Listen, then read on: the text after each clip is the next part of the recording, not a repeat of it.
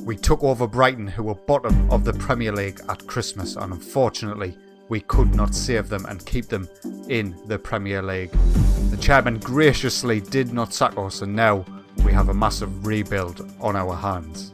Hello everybody and welcome back to a brand new series, bouncing back with Brighton. So if you've been watching, you'll have seen that we bottled the bottom at Christmas challenge with Brighton and unfortunately got relegated after I thought we had a decent spell at the start, but towards the end we definitely faltered. So I fully expected to be sacked, as my minimum expectation was to avoid relegation, which I obviously failed, but they didn't sack me. So I have decided to continue on with Brighton and see what we can do with them in the Championship and beyond.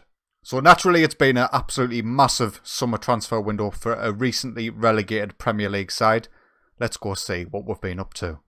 Yeah, we brought in, with Brighton's squad recently relegated, we managed to sell £167 million worth of players, and we've only spent 17.5 getting the squad what I think is ready for not only a promotion challenge but to hopefully win the league. So let's start with the outs. Pascal Gross, one of our key players from last season, has left the club and joined Leeds United, who got promoted from the Championship for £24 million. He was a decent player for me. He played really well in some key games, but £24 million is too good to turn down. Next up is Davy Proper, who left to join Aston Villa, again another recently promoted side, for £22.5 million. Now I would have loved to have kept this guy. I think he's incredibly well rounded and he would have absolutely bossed the midfield in the Championship. But that sort of money, I couldn't say no. That Iraqi guy, Iranian, not Iraqi. Alireza Jahanbakhsh, that's what we'll go with. He's left the club and he's joined Fulham for £19 million, going back into the Premier League. I didn't even really use him when us were in the Premier League, so I'm not too worried about that. Lewis Dunk was one I wanted to keep hold of, but at £18.5 million, he has decided to join Burnley, so I wish him well for the future. Solly March was whinging and he wanted to leave the club due to us being relegated, and he wasn't getting first team football anyway in the Premier League. He was one that I really wanted to keep hold of, with him being English, relatively young, but he's left to join Bristol City, who again were promoted from the Championship. Bernardo joined Newcastle. We've got a history of pulling Newcastle's eyes out for players. £16 million. I guess, he's valued at 21 now. Maybe it wasn't a pulling the eyes out, but I don't think he's a £16 million player. And I think Alex Martinez, who was signed in the January transfer window in the bottom at Christmas challenge, is more than good enough to step up. Shane Duffy. I did not like Shane Duffy purely due to his lack of pace and the poor physicals in general. But £15.5 million to Aston Villa. Absolutely fantastic. I think we're pulling the pants down of some newly promoted clubs, particularly with his age as well. 27, he's not 21. You might be able to see it then, but unfortunately for Aston Villa, I think we got the better of the deal. Andonia left the club and he joined Huddersfield, who of course got relegated alongside us last season. £9.75 million, potentially rising to 10. He would have been fantastic in the Championship, don't get me wrong, but I want to give as many games as possible to Victor, and getting him off the wage bill was quite a good bit of business. Ezekiel Charlotto, we never saw him. He was on loan last season. He's joined Berlin for £6.75 million. I wish him well. I would have liked to have kept him as well. He looks like a decent right back. Matthew Ryan, our backup keeper, £5.75 million to St Etienne. Never really got game time for me. Dale Steven joined Wolves for 5.25. He's another one I would have mind have kept a hold of really, but at 30 years old with high wages, I didn't mind selling him. Percy Tau, never even saw him. Didn't even realise he played for the club. South African, £3.8 million has joined Sheffield United. David Button for £1.1 million, our third choice goalkeeper, has left the club. Berham Kayal has joined QPR for £900,000. He's a decent player as well. I think he would have definitely done a job for us, but he's left the club and we've got his wages off the bill. Dan Byrne, centre-half English, pretty much the same as Shane Duffy. Wasn't too keen on playing him in the sort of systems I like to play. And apart from that, the rest were frees or loans and nothing really too big to shout about. So in terms of the players we brought in to potentially get us promoted, we did make good use of the loan market, I feel. Ben Woodburn came in on loan from Liverpool. We are playing, you will see the new tactic, the new formation. We are playing attacking wingers and strikers and attacking midfielders. So he more than fits the bill in terms of cover. And I wouldn't be too surprised if he broke into the first team throughout the season. Reece Oxford, we've got some good history with Reece Oxford after managing West Ham United, and after selling our two main centre-backs, we definitely needed strengthening in that area, and I think he's going to come in and fill in a job. He's not going to be first choice straight away, but again, he might be another one who forces his way into the first team squad. Scott McTominay is just a workhorse in the middle of the park. We are playing defensive midfielder and central midfielder, so he could find himself in either of those positions, but he is definitely a backup option in my mind, and I'm not going to force my players out of the team just to fit him in. Joshua Onoma was brought in for cover in terms of central midfield and attacking midfield. Now, to me, he's actually probably good enough to start for us, but because he's not our player, I am going to sit back and try and get a couple of my players involved and let them develop in that role. But if Onoma comes on and he's performing absolutely fantastically, I'll have no qualms in starting him, really, because he is a really good player. And someone, if we do get promoted, I wouldn't mind signing on a permanent deal. Next up, Gregor Sorkan. He's a backup goalkeeper, £195,000. We sold 3 goalkeepers in this transfer window. Jason Steele left on loan, David Button and Matthew Ryan. So we needed somebody to come in and just play back up to Jack Butland, and I think he'll do an okay job in that. Next up is probably one of our first choice centre-backs. I'm not too sure yet. We're signed 2 here, and they're a bit... I'm not too sure about them. Oscar Cabezas, he's a Colombian centre-half, 22 years old, fantastic physicals, decent mentals and technicals in the right areas, 3-star current, 4-star potential. He will be starting today's game. Whether he starts for the rest of the season, I don't know. He might be one of the weak points in the first 11. Harold Makudi from Havre for £2 million. He's more well-rounded, I would say, particularly in terms of his mentals and technicals.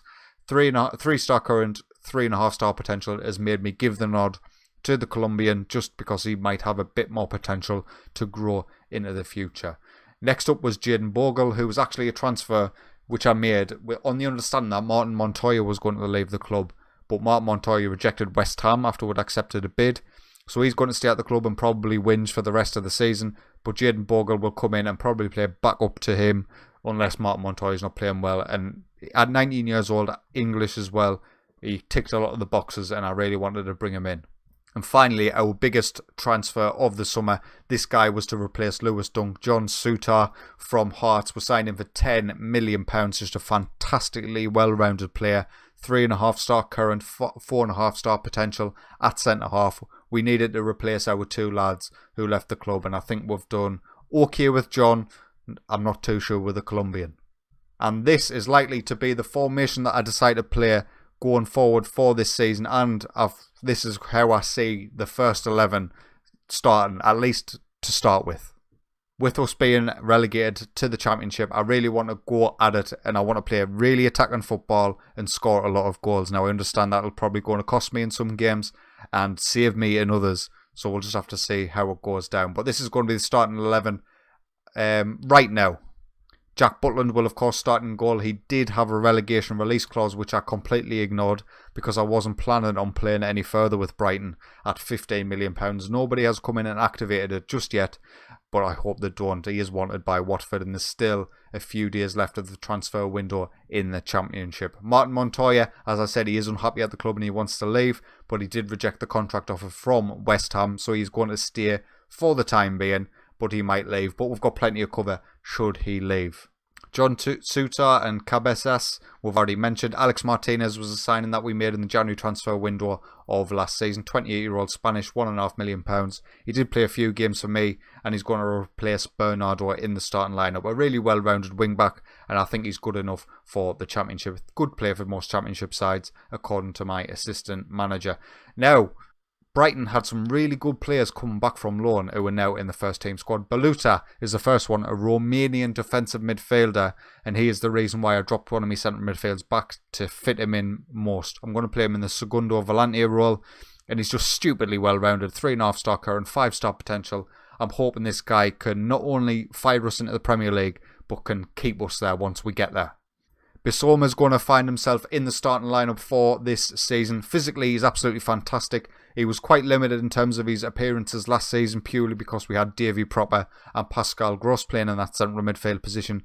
But this season, he's going to get a good run out and he's going to be competing with Anoma basically for that central midfield spot. Anthony Knockout, of course, will be our starting right midfield, attacking right midfielder. I was surprised that nobody's came in for him. He did have interest from Leicester and I think it was Watford, but there was no concrete offers made, so he is going to remain at the club. On the left-hand side, it is going to be Jack Grealish, who we signed, of course, in the January transfer window. I'm hoping for some big performances from him. He didn't really show up for us in the Premier League. Hopefully, he can do it in the Championship. Now, the second one returning from loan and coming straight into the first team squad is Alexis McAllister, who looks absolutely fantastic. Argentinian attack midfielder, 20 years old, 3.5-star current, 5-star potential. I'm hoping for big things from this boy, and I'm going to force him into the squad no matter what. Unfortunately, he is injured for today's game, so he's not going to get the start. And Victor is going to be our starting striker for this season with the sale of Andonia. He is going to be our main man. In terms of any other notable mentions, we've of course still got Izquierdo to bring on from the bench. Jan Mlakar is going to be competing with Victor for that starting spot up front. It's probably our weakest place, but we've got 2 young players with high potential that I want to force into the squad to hopefully get them to improve. Now, in terms of the board expectations for this season, they expect us to get promoted by winning the league. Nothing else other than first will satisfy. So hopefully we can do just that. In terms of our confidence, it has grew a little bit thanks to basically the club finances. That's how I've been able to tart them round. They're currently sitting with £184 million in their bank. I've got a £91 million transfer budget with, what's that, £554,000 available in the wage budget. So I've massively reduced the wage budget after being relegated, and we've got a massive transfer budget should we need it in the January transfer window. But I do have hopes that we can get promoted this season and use the majority of that money after we get promoted. But as I say, there is still a few days left in the January transfer window. I think it ends on the 7th of August, so there could be some late business happening next episode. We'll have to wait and see. If there was to be any position where I did want to strengthen, it would probably be striker, and then maybe if a big centre-half came up, we could replace Oscar in there. But for now, I'm happy with the transfer business. We made an absolutely huge amount of profit, £17.5 million spent. So we basically brought in £149.5 million for Brighton this season. Looking towards our first game of the season, it is going to be fellow relegation team Huddersfield. So we are playing away from home in the first game of the season. It looks like Huddersfield will come at us with quite a defensive formation. But it looks like they've managed to keep a hold of a lot of the players that got them relegated. So they are sort of Premier League players playing in the Championship. So it's going to be a very difficult first game of the season. But it'll give us a good judge of how our new players might compete against the best teams in this league. The only change that we've made going into today's game is Jose Izquierdo came in for McAllister. Jack Grealish has moved into the attack and midfield centre role with Izquierdo going on the left-hand side. And there we are. They are coming at us with the 2 deep-lying central midfielders. We, of course, have gone very attacking even though we're away from home. I'm hoping for a really positive result in this first game. I've got a feeling if we have a poor first 5 or 6 games that the board will drag me in straight away. And I'm on a very short leash, let's put it that way. So we kick off the first game of our Championship season, shooting from left to right. We are in the yellow. And we'll see how this game goes. The first highlight of the game looks like it's going to Huddersfield's way, a corner. And Andonia heads the ball back post. And Colin Quaynor gets the goal for Huddersfield. Now, this will be a little bit of a disaster if we had to get beaten this first game. Andonia. It had to be Andonia. I'm glad he actually got a head on it because then Andonia would have been given the goal. Highlight 2 minutes later, it's a corner for us this time. Nokia plays it in, but it's cleared by the Huddersfield defence. And Ramadan Sobhi can come away down this left-hand side. But Izquierdo, absolutely fantastic work rate to get himself back into the right-back position, even though he's playing on the left-hand side. As we come forward this time with Nokia, Montoya's overlapping. Can he get a decent delivery in? He plays it back inside to Nokia. Strike from the edge, it's there. Oh, he's hit the bar. Oh, I thought that was in the back of the net. I was ready to jump up and celebrate, but unfortunately it wasn't to be. But it might not be over. Bissouma down this left-hand side. He's driving forward. He's going to shoot, isn't he? He's not. He gives the ball away. And Donny flicks it on. Bissouma again driving forward through that centre. Jack Grealish to Izquierdo on the left-hand side. Cuts in. He takes the strike. Good save by Lossell. We're having plenty of opportunities here. But we just need to start taking them. Alex Martinez with the free kick to Izquierdo, who runs inside again. And he puts the ball in the back of the net. Izquierdo. What a guy. A lot of our shots have come from him cutting inside, and maybe that injury to McAllister was decent for us because it meant Izquierdo started the game. As you can see, a decent run. It beats a couple of players. Huddersfield not really closing down enough, and the goalkeeper can't get his hands to it. The highlights are coming thick and fast. We're not even 10 minutes in, and there is another one. It's us coming forward again with Bissouma to Alex Martinez. Izquierdo's down the line if he wants him, but he comes back inside to Bissouma. Jack Grealish gives the ball away to Aramoy. That is poor. Alex Martinez now back to Izquierdo on this left-hand side. A lot of our play is coming through Bissouma in the centre, driving towards the left-hand side as Jack Grealish goes for a long strike, and it goes just wide. After an electric first 10 minutes or so, things have definitely calmed down. We're nearly half an hour in without a highlight for a good 20 minutes. Our boys are not playing too badly. Nobody's having a particularly poor game. Knockyart's not playing particularly well on the right-hand side. Jack Grealish again, I'm thinking maybe take him off for Onoma actually. And there we are, half-time has quickly approached, and unfortunately we go in 1-1 despite having a much better of the game. We'll leave things as they are for now. In about 15 minutes time I'll look to make some changes. I'm thinking Onoma on for Jack Grealish in that attacking midfield centre role. Maybe bring on Mlakar up front. Oh no, not a direct free kick. Oh, goes just over the bar. There we are, we're going to make the changes. Not a lot's happening. Jack Grealish off, Onoma on, and we might bring Mlakar on instead of Victor up front to see if he can have any effect on the game. We are going to go attacking for this last 20. I think we are the better side, and Bissouma's brought down there by Sobby. Is that a straight red? It is a straight red. There we are, we're definitely going attacking now. Knockyard with the corner. Please get your heads on it, boys. It's claimed by the keeper. Aaron Moy with the ball over the top to Andonia. Butland comes and claims. I honestly thought Huddersfield were going to beat us with 10 men there. Izquierdo down this left-hand side. He absolutely does his man. He slips through Mlakar and he's hit the post. Come on, boys. Put it in the back of the net. Only 8 minutes to go. Is there any opportunity here? We're going to take off. Izquierdo's not... Izquierdo? No, we're going to take off Bissouma in the centre. We're going to put Onoma in the centre midfield and put Ben Woodburn just behind the striker as a shadow striker. And we'll see if that can do anything for us. We are going to go a lot more direct as well to see if we can get any opportunities towards the back end of this game. It doesn't look like it. There's only 5 minutes remaining. And despite the domination and despite them being down to 10 men, unless something happens here. Oh, it's in the back of the net. Cabezas. That's not disallowed, is it? It's not. What? Oh, what a finish. What a great way to start this season. Fantastic free kick by Anthony Knockyard. What a great header. And I thought it hit the bar again.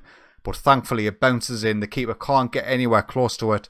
And with 0 seconds remaining, this should surely be the final highlight of the game. Onoma drives forward, tries to set away Knockyard. The keeper claims. However, then ref, do us all a favour. And there we have it. Brighton 2, Huddersfield 1. We definitely deserved the 3 points in that game, but we didn't think it was coming. And then Cabezas, late on, steps up and proves why he should be in the squad. And there is the league table after the first round of fixtures have been played. We currently sit in 8th position. A lot of teams winning, not very many teams drawn. Let's have a look and see where we're coming back. We are going to play a lot of games this season. You're going to see a lot of games from me, similar to the Premier League, but not every game. So we are going to come back and we're going to play Swansea and Wigan at home. 2 very winnable games. As I've said, there is still a few days left in the transfer window, and even though we've got all this money, I'm not particularly looking to sign anybody up. I'm quite happy with my squad. I'm quite happy with the depth and the cover that we've got. Maybe there's some sales that's going to come that's going to force me hand. Martin Montoya wants to leave the club. Jack Butland is wanted, but you'll be filled in the next episode. If you're looking forward to this season with Brighton in the Championship, please consider leaving a like on the video and get subscribed for the future content. But until next time, take it easy.